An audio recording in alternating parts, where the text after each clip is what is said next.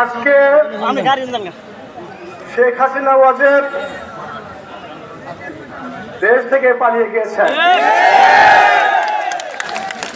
আজকে তার যারা বিশ্বের ইতিহাস সমর্থক ছিল এবং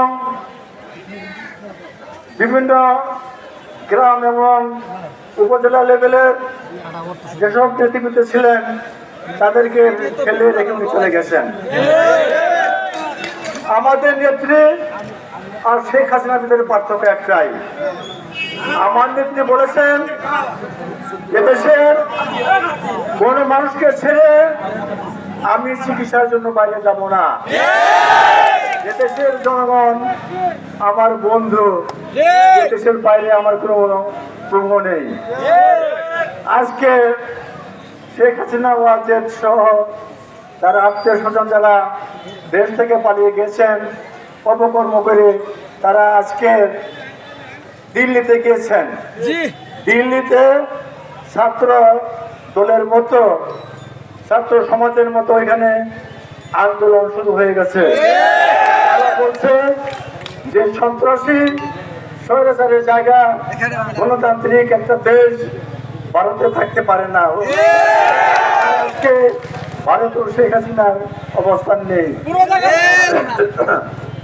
সুদীর্ঘ 18 বছর পরে ছাত্রদের আন্দোলনে আজকের এই ফসল। তাই আজকে ছাত্রদের প্রতি আমাদের যথেষ্ট সমবেদনা এবং তাদের মধ্যে আমাদের মমত্ববোধ রয়ে গেছে।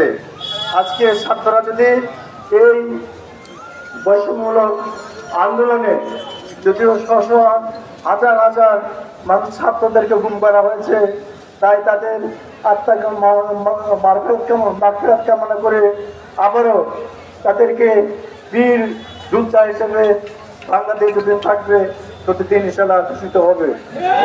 আমরা বলেছি যেসব ছাত্ররা